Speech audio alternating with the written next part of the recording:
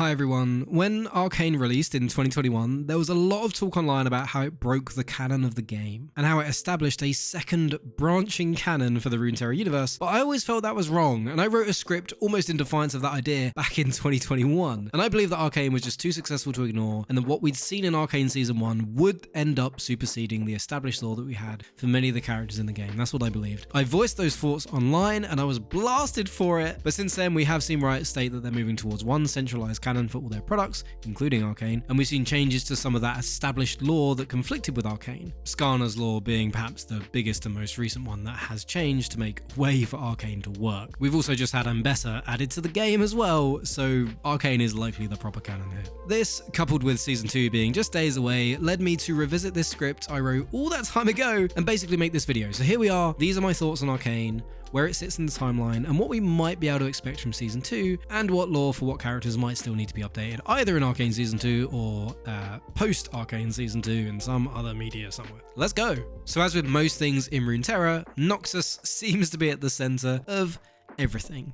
Now we know that Noxus invaded Ionia in the year 984, and that Singed was responsible for creating the Chemtech poison which Noxus used to decimate the village of Wuju and Riven's warband some years into this Noxus-Ionian conflict. Riven's lore tells us that this was a warlord known as Emiston, and we see this person referenced in the Blood of Noxus comic, specifically in a flashback showing that this Chemtech poison was used 9 years ago. This comic is set in the present day, which is in the year 997, so Singed was supplying weapons to Noxus as early as the year 988. If we go back to Arcane Season 1, there's very little to suggest that Singed is working with Noxus at the time of Arcane Season 1, pre or post timeskip. This implies that Singed was probably recruited by Emerson after Arcane, which places the Arcane series before the year 988. At the end of Season 1, we do see Singed in his workshop, glancing up at what looks to be a bearded man covered in Chemtech vials, which is probably Warwick and maybe Vander, but let's put that to the side for now. What we can tell from this is that Singed is well on his way with Chemtech at this point in the story, and probably not too far off creating the poisons that we see get used in Ionia in that comic. In episode 8, there's even a kid who's seen wearing a mask around the stuff, so maybe Singed has already prepped this poison, like he's got it, he's got these Chemtech bombs, he just needs to spark up trade with Noxus in order to get them to be used in the Ionian War, which would happen 1 year later, if my theory is correct. If only there was someone in Piltover at this time looking for weapons of mass destruction.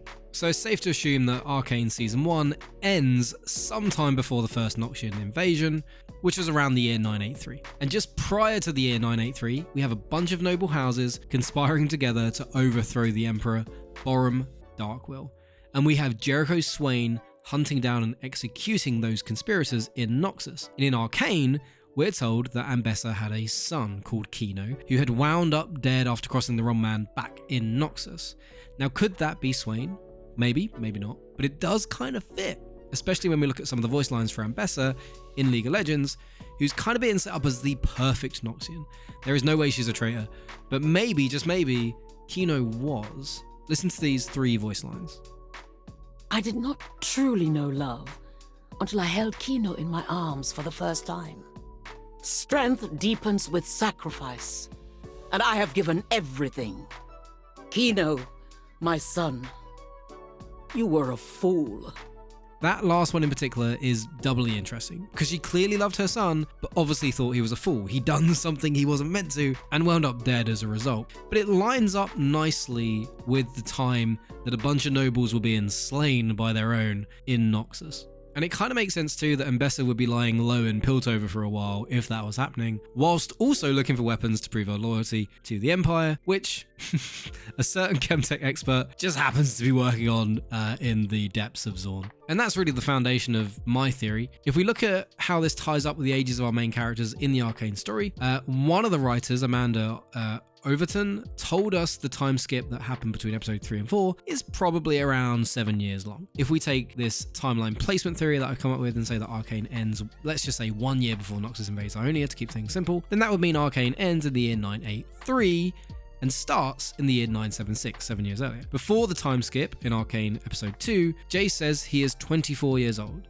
If we add 7 years to that for post-time skip age at the end of Arcane, that puts him at 31. The current year for Runeterra is the year 997, which would put him at age 40. And if we look at his splash art, yeah, looks about right. He looks about 40 years old.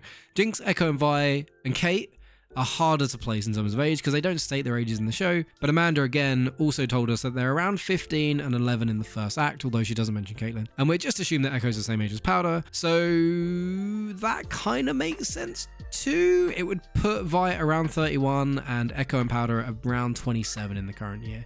Which, yeah, I mean, I could see that. And not only does it fit, but it also gives us 9 years before the current timeline and the end of Arcane Season 1 to play with. And that's good, because there's a lot of things different to Arcane than there is in the modern day lore. And some of that could just be chalked up to, they've not happened yet. It doesn't necessarily have to be retcons. But there definitely are some. And one of the big ones I had written down originally was Skarner, because Arcane just could not exist with Skarner.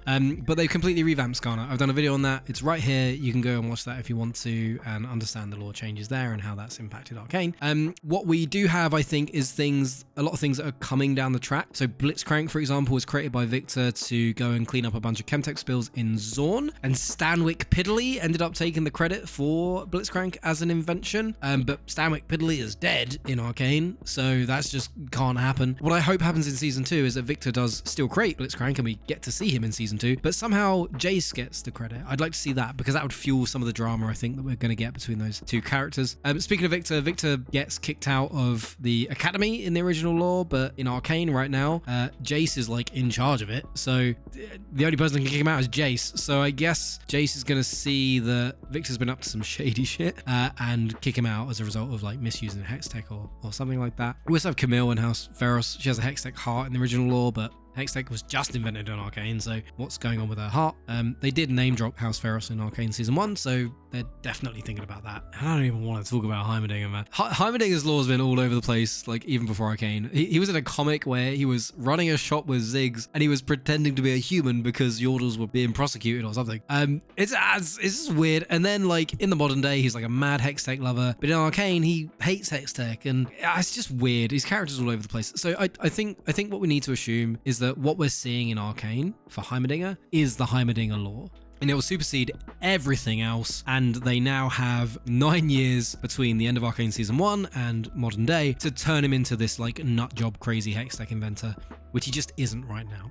And I think the coolest one out of the lot is Echo, because Echo's lore in the original lore was him creating his zero drive and being able to manipulate time and then trying to use that to improve the world. But everything we've seen in Arcane, he doesn't have that yet. So I think everything we're getting in his lore is like pre-Echo lore. It's lore before the lore, and that's fucking awesome. Echo is easily one of League's best characters and one of the best voice acted, to be fair. But that's it. That's it for this video. This is me rambling for 8 minutes. Jesus.